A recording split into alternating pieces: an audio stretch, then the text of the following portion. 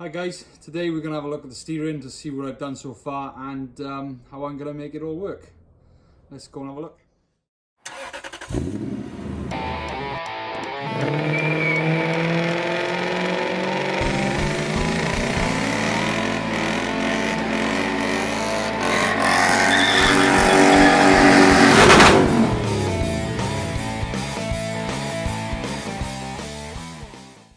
Just a quick note, the exhaust is all done. I say all done, it's all tacked in place, ready to go. So that's one side, and the other side is here. So that's the turbo sitting on a manifold and a downpipe off down the side of the engine and into a pair of sports cats. When I get my bits from the welder, which I have forgotten about, I will weld it all up with the TIG and we can start it up, or at least try to start it up. We'll have to work out this mess first.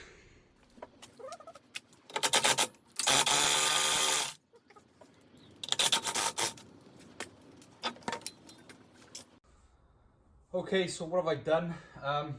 Basically, this is a test piece. Notice this has 5 bolt holes, which is not common to the Ford, which is I think 4x108. This is a 5x114.7, I think it is, stud pattern, which is common to Japanese wheels. I've done this for a reason. I'll let you know that reason soon. But first I need to explain what I've done under the car. First I'm going to bring you in this close because this right here is the cutout in the inner arch for the track rod. So that means that the standard steering rack for the Ford Focus comes in right around here where my super duper welding has been done. That means if you look straight through there that it would have come right in the way of the engine. So that had to move, and I think if we look right about here, there's a, well, I'll just put an arrow there for you. If you look right about here, that's where the old steering rack mounted, and it was just a little bit higher. So obviously the steering arm on the hub was this side, so you can turn the wheels as you turn the steering wheel. That was no use, clearly. So what I've done is I've actually turned these hubs around. So the left side is on the right side and the right side is on the left side. That means, let's move over, that the steering arm is actually here on the front side of the hub instead of the back side, and also much higher than it was at the back because it used to point down as such. Now that I've moved this to the front of the hub assembly, it becomes a what I call a front steer setup, whereas previously you had the steering rack on the back moving the back of the hub like that. When you turned your steering wheel to the right, the rack would move to the left and that would pull the front of the wheel to the right, which obviously turns the car right. Likewise the other way. However, if I moved the Focus steering rack forward and it pulled, as you turned the wheel right and it pulled the rack left, it would pull the front left. So you'd turn the steering wheel right and you'd end up turning left. That was no use. So I had to find a front steer car, if that makes sense.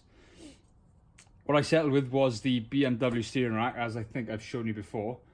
And as that is situated at the front of an engine bay of a 1 Series, I think this one's from, and it turns the front of the hub.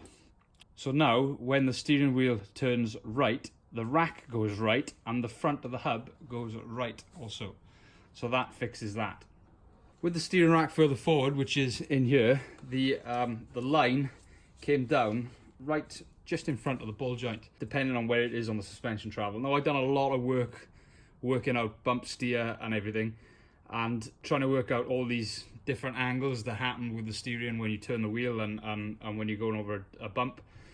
And it complicated things quite a bit, but I think I got there in the end, using some inspiration online and finding some magic solutions elsewhere.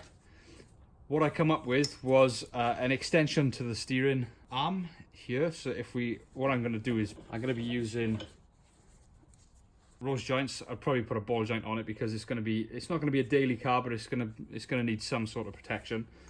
And then I just bought these online and made a stainless bar to go in between to give me the right length track rod that I need. That still gives me the adjustment in the end with the track rod ends and allows me to attach to one of these. I've made two. Well, I say I've made two. I asked a really friendly guy online to do them, and he's top man. He sorted them out for me. I got one for each side, and they bolt onto the bottom ball joint bolt mounting and the original place that the track rod end bolts to. They're not finished yet. They still need a bit of fiddling to get them in the right place, but the key thing is this extension here is in the right place. Basically, the track rod end will bolt to that in the right place. Can you see that? Is it in frame? Yes, it is. So the track rod end will bolt to that in the right place, so that gives us steering as the arm goes left and right. And it also puts the steering arm in a bump neutral position. So that's what these are. They still need a bit of work drilling holes in the right place, which I'll come to at some point. That is essentially how I've got away with mounting the steering rack further forward and lower than it was originally to the bench. So answering the question why I've got 5 stud on the front. It's because I've got 5 studs on the back. So the rear axle, which I know we haven't covered yet, is a Japanese rear axle, and it's obviously a 5x114 stud pattern, like I mentioned earlier. So the Ford Focus, this is the Ford Focus front disc, 4x108, I think. Obviously, I didn't want separate wheels front and back, or separate PCD wheels front and back. So the easiest way I could think of converting the front 4 stud into a front 5 stud was by playing around with the hubs. So obviously I've played around with the hubs quite a bit doing the steering conversion, so it wasn't too much hassle to, well, it took me hours of searching online for a car that has a 5x114 bolt pattern, a disc that is remarkably the same size as the Ford Focus is. So we've got exactly the same diameter, it's the same width, and I've even lucked out with the same PCD, the same offset inside. So if I wanted to use the standard Ford calipers, I can. This happens to be off a Honda S2000. Now, having the disc obviously wasn't enough. I had to buy a pair of hubs.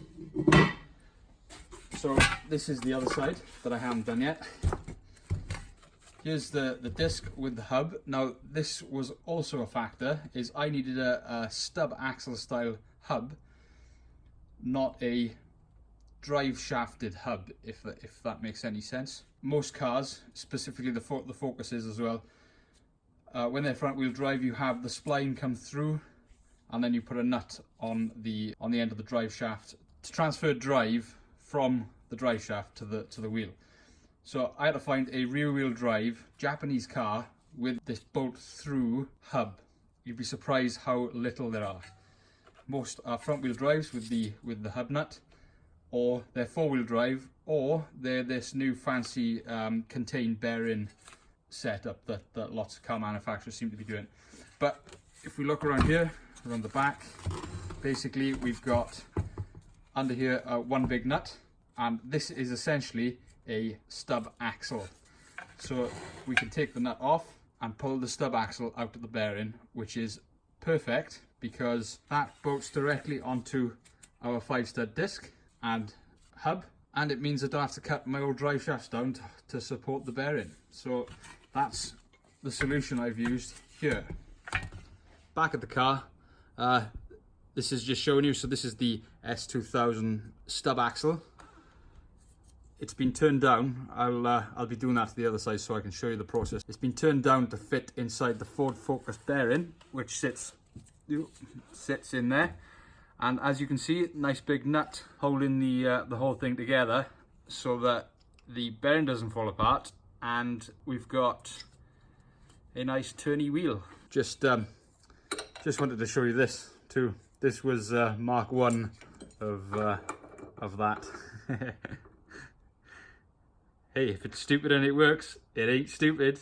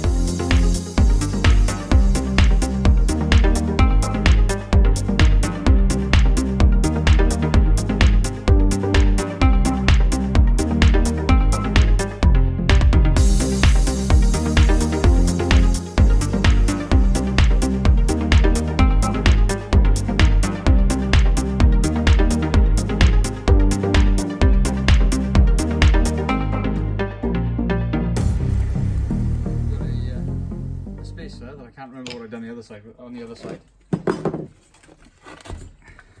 I'll get this out. Please hold. Welcome back. I got it out. So there's the sharp. There's the 5 stud. I also took the liberty of taking the 4 stud piece out of the focus hub on the other side. So now I've got to replicate what I've done on the driver's side and the passenger side. Let's go over to the lathe and I'll show you what I did over there. But first, I have to take all these out. These are easily taken out. I just press them out in the vise with a socket over it. I'll do that and we'll go over to the lathe. So apologies for the lighting. It's not great over here in the corner. And this little lathe isn't exactly perfect, but it should do the trick. So what I'm going to do is mount this in here. I can't remember how I'd done it last time. We'll give it a go. And basically, what we want to do is turn this down to match the same as the focus. We'll see how that goes now. I'm sure I had trouble last time. Yeah, it's just too big. Just too big. So let's see if we can turn these teeth around. I don't think we can because they're directional. So what I done was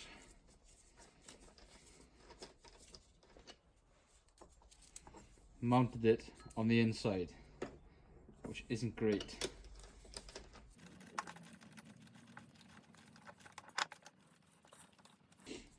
The challenge with this, of course, is getting it completely perfect in the chuck, which with a 3-jaw chuck isn't easy. Let's see, where can I put this on properly? Fair warning, I'm not a machinist. I've done a bit of machining previously, but I'm not a machinist.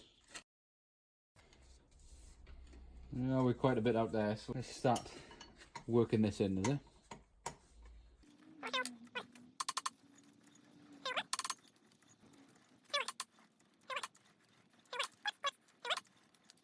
Oh, that's close enough for me. Oh, what an idiot. I went the wrong way.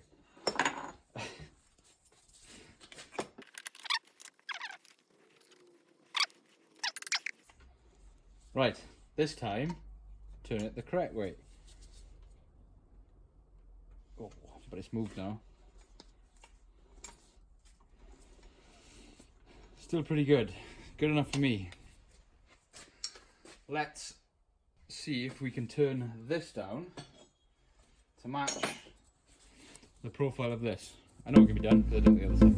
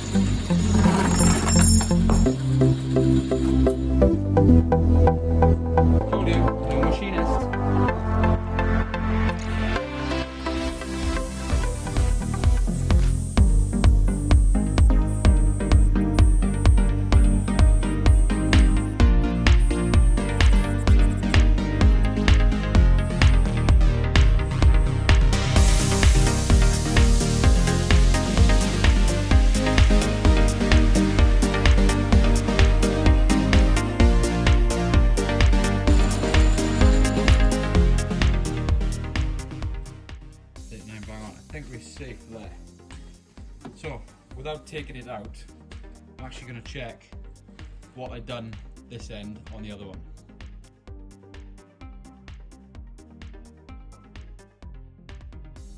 This is the other side that I've done. As you can maybe see, if I bring you in the light, I've actually gone all the way down to the ends here, down there, and then I've got the lip here and the lip here. So I might go deeper with that lip, trim all of this down to there, and then get my measurement right for this.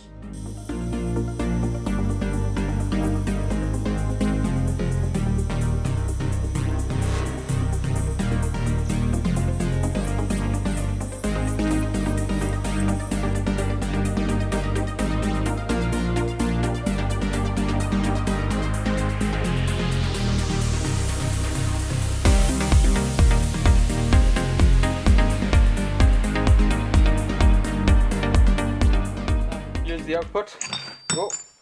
So that's the these are the two washers that I turned out of the those little extra bits with the ABS rings on them.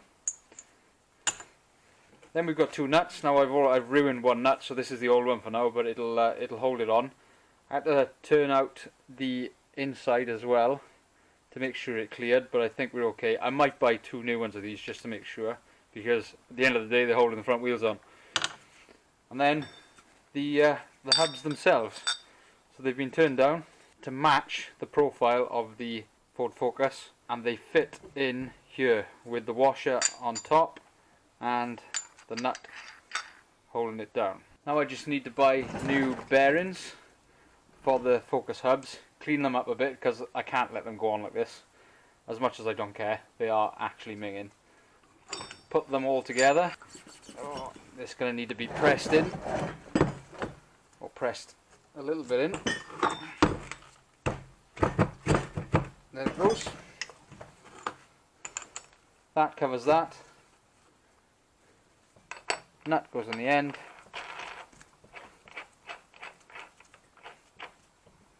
And ugga-dugga up. You know what? I don't actually think I need bearings for the time being.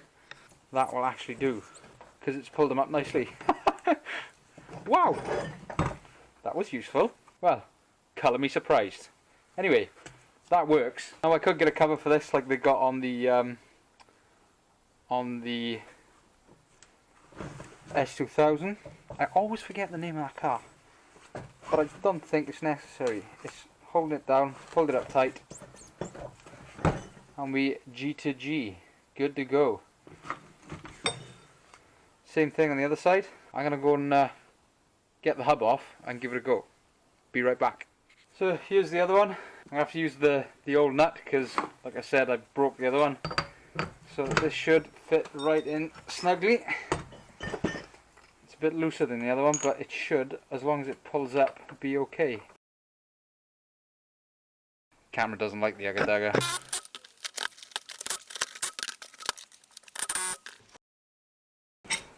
Okay, that's as tight as it goes.